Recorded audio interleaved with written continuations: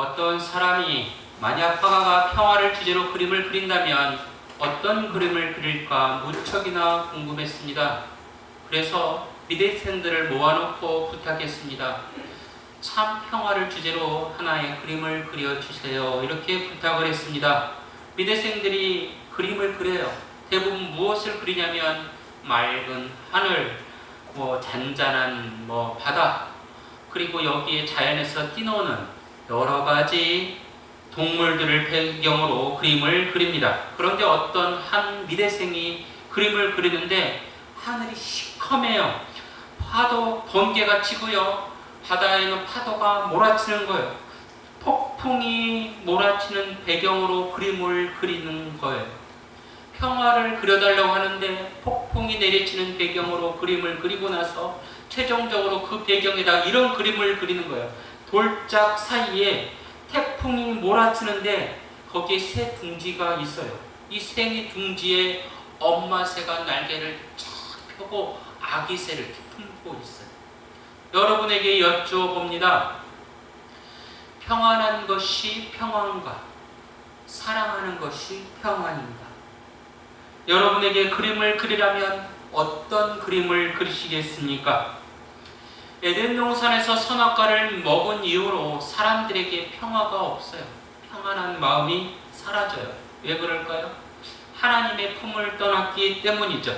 우리가 참 평화를 얻기 위해서는 하나님 품에 들어가야 되는데 하나님 품을 떠났기 때문에 참 평화를 잃습니다. 그래서 하나님께서 이 참 평화, 안전하게 쉬어라, 이런 의미로 선물을 줘요. 하나님이 주신 선물은 무엇일까요? 안식일을 거룩히 지키라.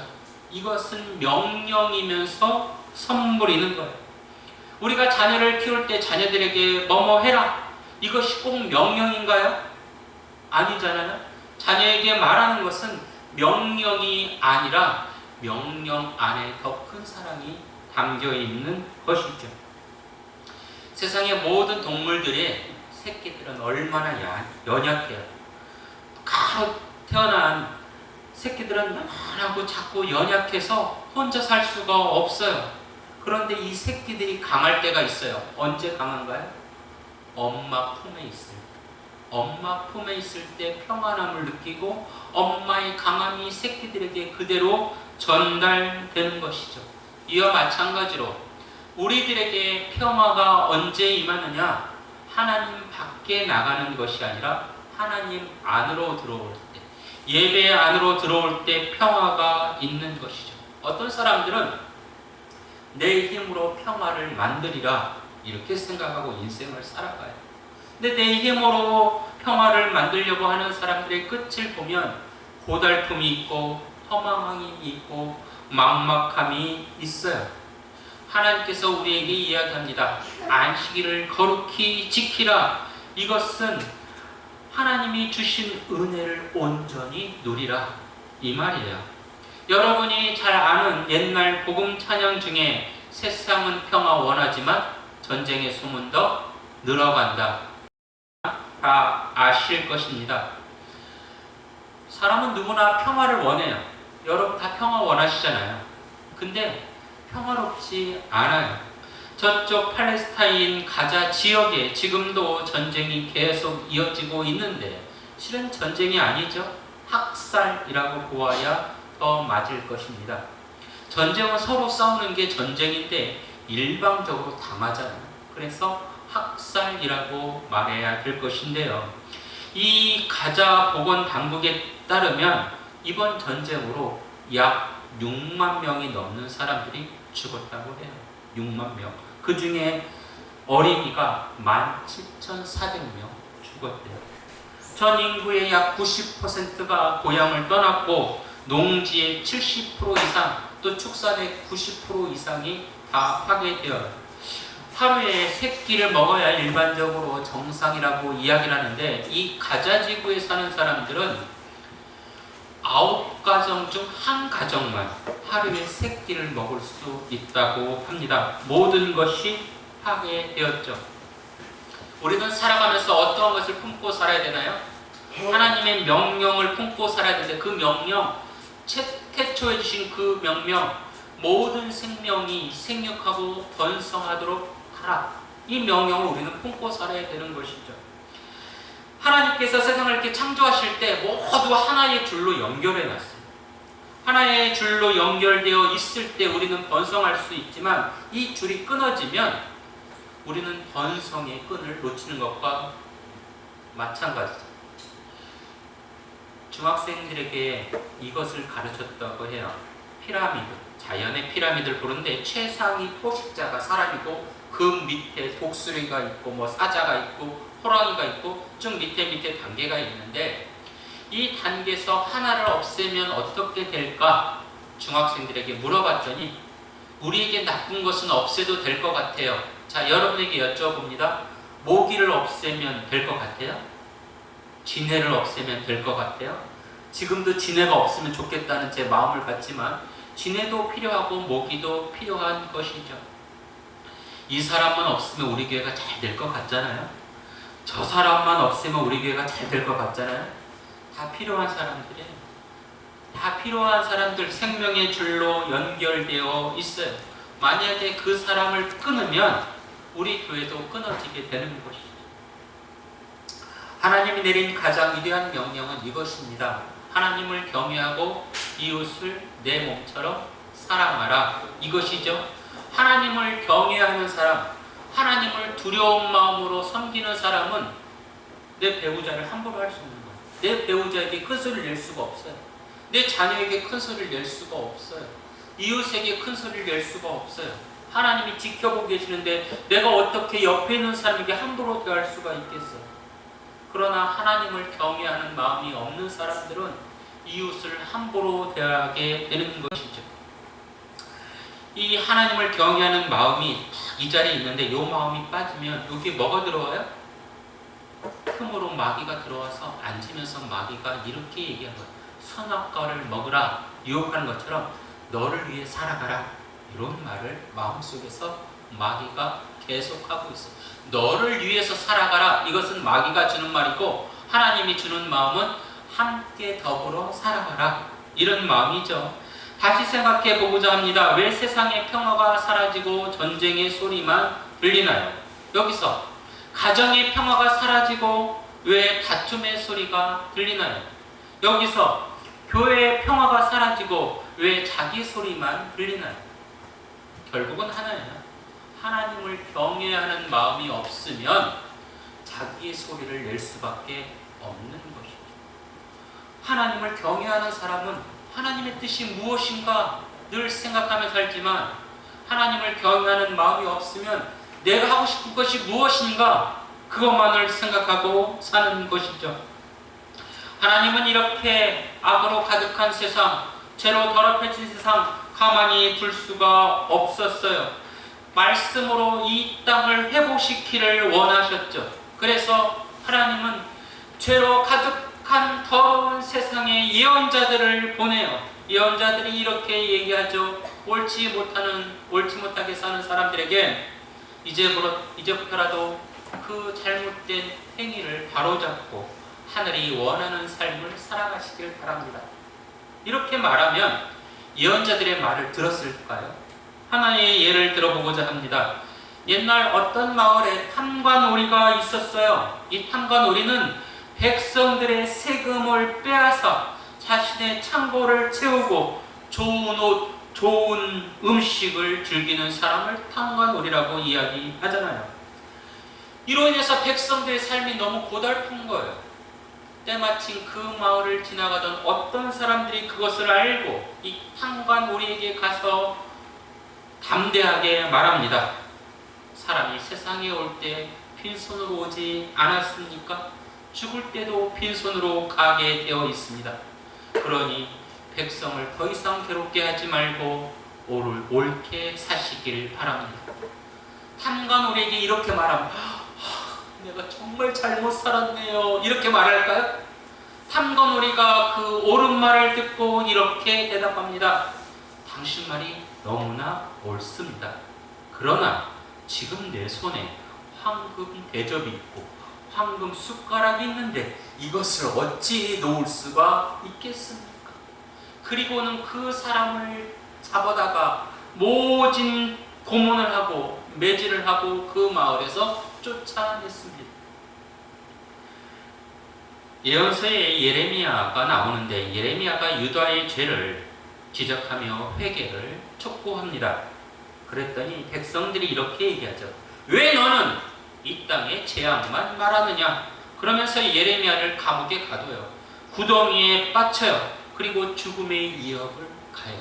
옳은 이야기를 했더니 그런 거예요. 아모스 예언자가 북이스라엘의 부패를 말하자 제사장 아마사가 이렇게 얘기합니다. 왕 앞에서 왜 음모를 꾸미느냐? 왜 헛된 소리를 하느냐? 그를 쫓아내려고 해요.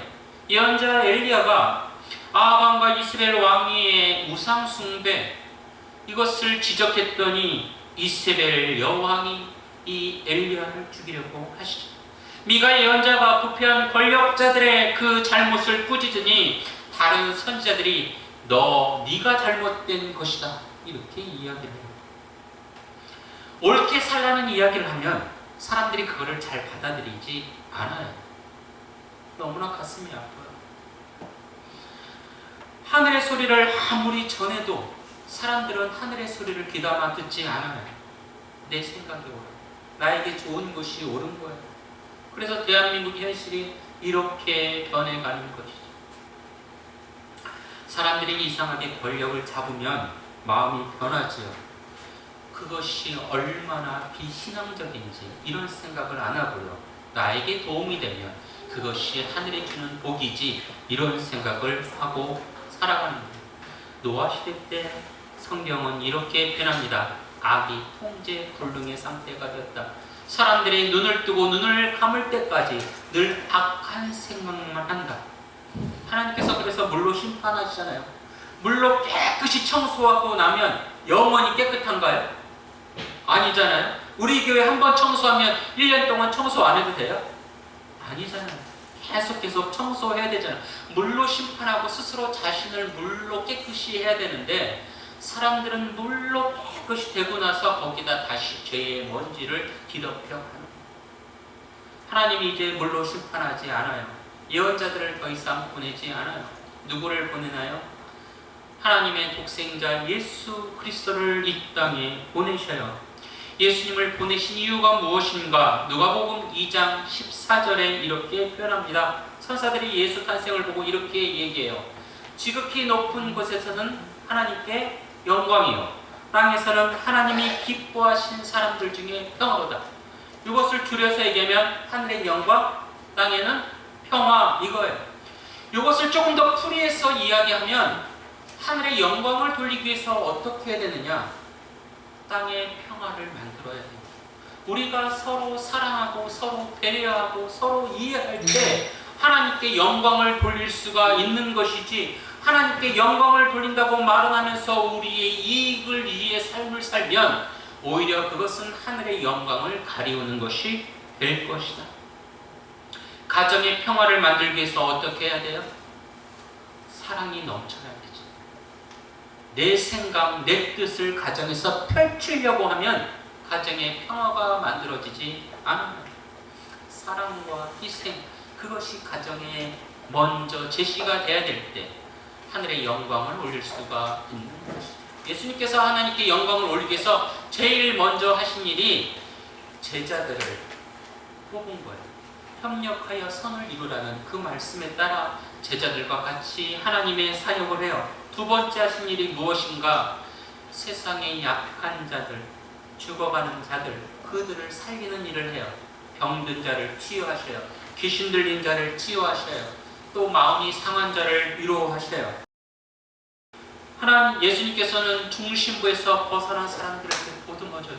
그래 그랬어 그러지, 너 그게 잘못됐어라도 보담도 너 그랬구나, 힘들었구나, 내가 살려줄게. 예수님은 이런 사역을 해요. 서로 사랑하기를 원했는데 대한민국의 어떤 사람들은 다음과 같은 생각으로 살아간다고 합니다. 설교를 쓰면서 제 가슴이 얼마나 아팠는지 몰라요. 서울 사람들은 서울 사람들이 아닌 사람은 사람으로 여기지 않는데요. 우리는 사람이 아닌가 봐요. 네. 서울 사람 중에서도 강남 사람이 아닌 사람은 사람으로 여기지 않는데, 또 이 강남 사람 중에서도 부자가 아닌 사람은 사람으로 여기지 않는데요. 이 중에서도 좋은 학교 나오지 않으면 사람으로 여기지 않는데, 또 좋은 학교를 나와도 좋은 직업이 있어야 되고, 좋은 직업이 있어도 좋은 집안이 돼야 된다는 거예요. 모 지도자들은 그래서 대한민국 국민을 개와 돼지처럼 여기는 것이죠. 자기만 위대하다고 생각하는 거예요. 얼마나 아픈 현실인지 몰라요. 이영재 목사가 여기 교인들 앉아 계시는데, 누구는 사람처럼 대우하고 누구는 개 돼지처럼 대우하며 옳은 목사가 아니잖아요. 그런데 대한민국 지도자라는 사람들이 그런 모습으로 대한민국 국민을 대했다는 것이죠. 자신이 잘났으면 얼마나 잘났길래 사람을 혐오하고 차별하는지 정말 가슴이 아픕니다. 예수님께서 하신 마지막 사역은 이거예요. 세상이 굽어져 있다. 세상의 질서가 뒤틀려져 있다. 하늘 질서와 너무 맞지가 않다. 이 뒤틀려져 있는 굽어진 세상 질서를 하늘 질서로 바로 세워야겠다. 예수님은 그 사역을 하신 거예요. 예수님이 그 사역을 하기 위해 무슨 데모나 무슨 폭력 조직을 동원해서 하신 것이 아니라, 예수님이 하신 사역은 이거죠. 선포. 입으로 하는, 말씀으로 하는 선포. 예수님의 사역은 선포예요. 말은 하긴 하는데 사람의 시선을 의식하지 않고 하나님의 그 말씀만 생각하면서 어떻게 하면 옳은 것을 전할 수 있을까? 예수님은 선포를 하셔요. 어떻게 선포해요? 너 잘못하고 있다. 회개하라. 하늘나라가 가까이 왔다. 부드럽게 하지 않았겠죠. 회개하라. 하늘나라가 가까이 왔다. 이 말을 알아들을까요?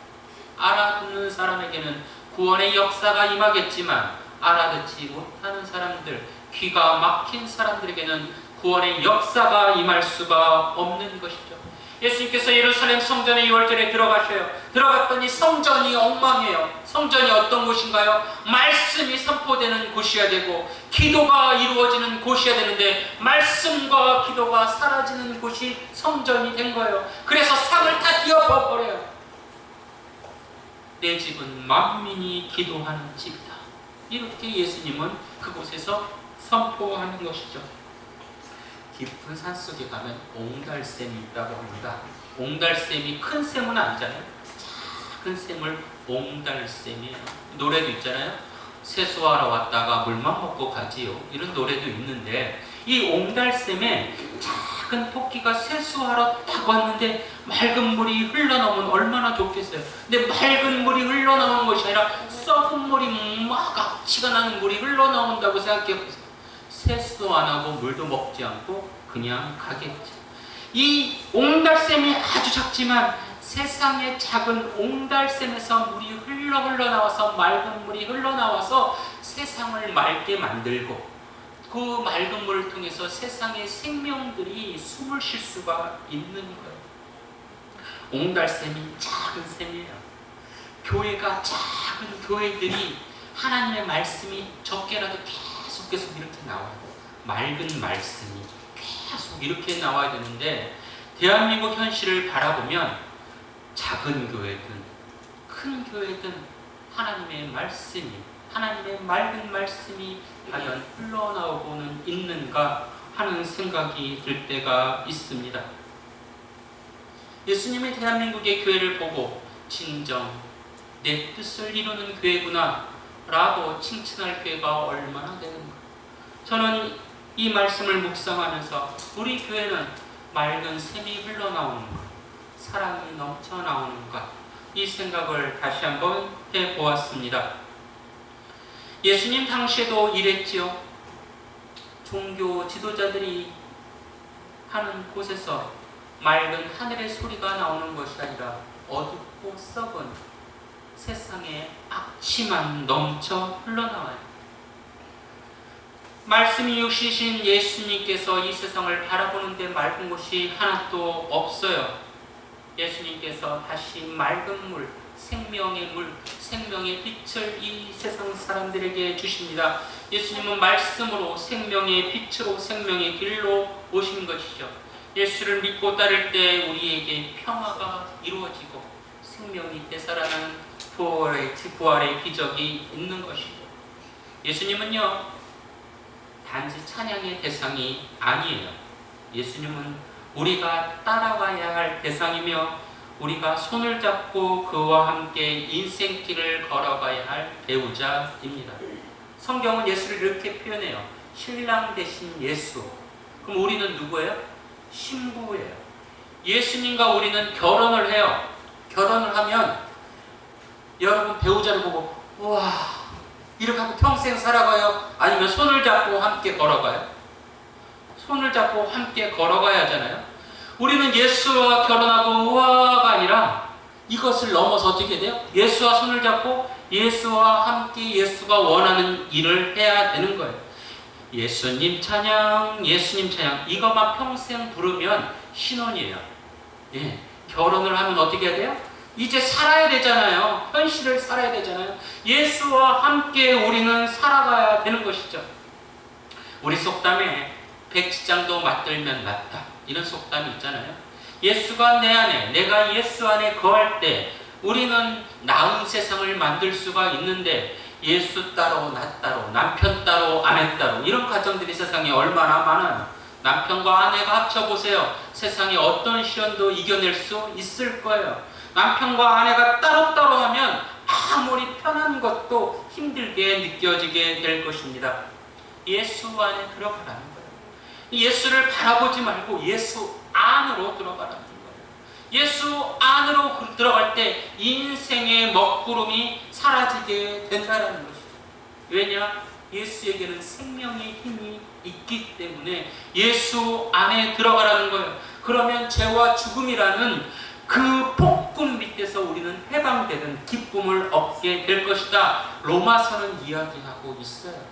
예수 안에 안 들어가기 때문에 문제지, 예수만 바라보기 때문에 문제지, 예수 안에 들어갈 때 너희들은 죄와 폭군의 그 밑에서 해방될 것이다. 바울은 이야기하고 있습니다. 종교 습관을 가지지 말라. 예수와 하나가 되라. 이야기하고 있습니다. 사람들은요, 교회를 다니면서 자기 힘을 믿고 신앙생활을 하는 사람들이 있어요. 내가 이렇게 기도하면 되겠지. 내가 이렇게 신앙생활하면 되겠지. 이것은 교만이죠. 나는 주님 앞에서 아무것도 아닙니다.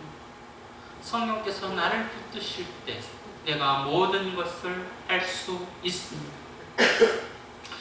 이 땅에 굽어진 질서를 성령이 역사할 때 바로 세울 수 있는 것이지 내 힘으로 바로 세울 수 있는 거 아니에요.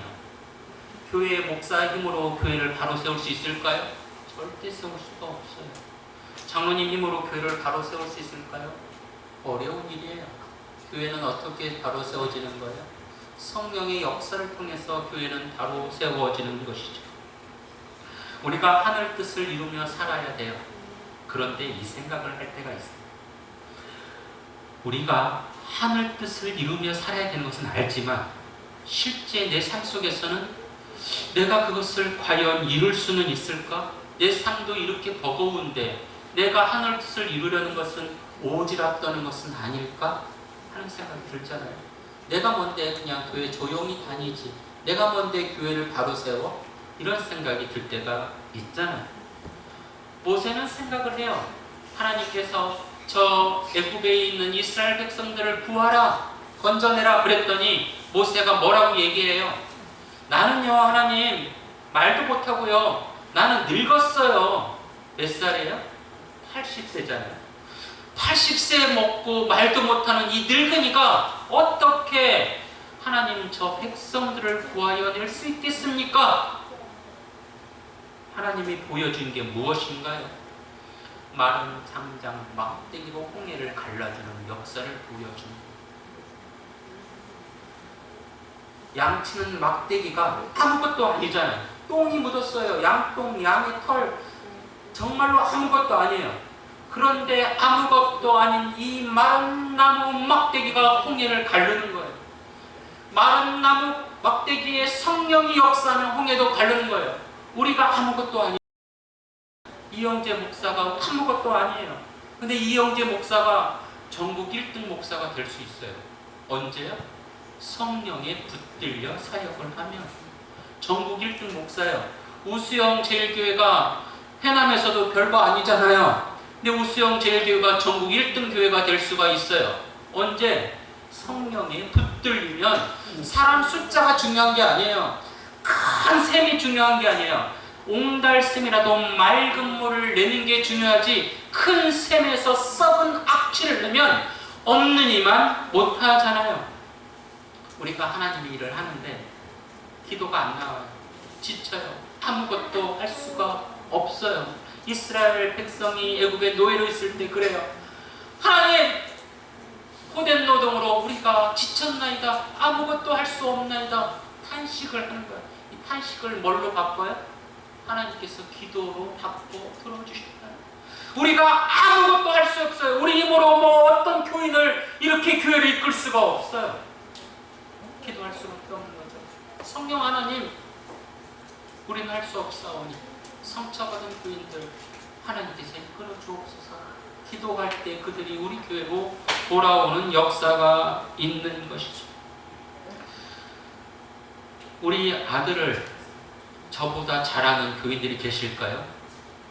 모르시잖아요. 예, 우리 아들은 제가 제일 잘 알아요. 여러분 자녀들을 제가 여러분만큼 알 수 있나요? 전혀 몰라요. 여러분 자녀는 여러분이 잘 알아요. 그럼 우리는 하나님의 자녀, 누가 잘 알아요? 하나님이 잘 아는 것이죠. 그래서 어떻게 기도해요?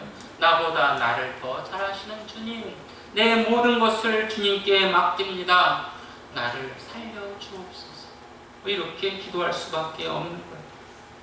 예수와 함께 다시 생명 평화, 이 제목이 여름 성경학교 주제예요. 예수와 함께 갈 때 생명이 생기고 평화가 있는 것이지, 내 뜻, 내 의지를 앞세울 때 생명과 평화가 있는 것은 아니죠. 여러분에게 권고합니다. 내 생각 내려놓고 예수를 바라보시길 바랍니다. 예수의 배우자로서 손을 잡고 가세요. 예수가 걸어가신 그 길을 따라가세요. 그러면 생명과 평화가 여러분에게 임할 것입니다. 놀라운 은혜가 넘치는 삶이 되시기를 진심으로 축원합니다. 기도드립니다. 주 우리 아버지 하나님, 예수와 함께 다시 생명 평화를 맛보길 원합니다. 우리 혼자 우리 힘으로 할 수 없음을 고백하오니 우리의 연약함을 살펴주시고 우리의 연약함이 강함으로 변할 수 있도록 주여 인도하여 주시옵소서. 아버지 하나님을만을 바라보는 그 믿음 속에 우리 삶의 하늘의 기적이 이루어지게 하여 주옵소서. 예수님 이름으로 기도드립니다. 아멘.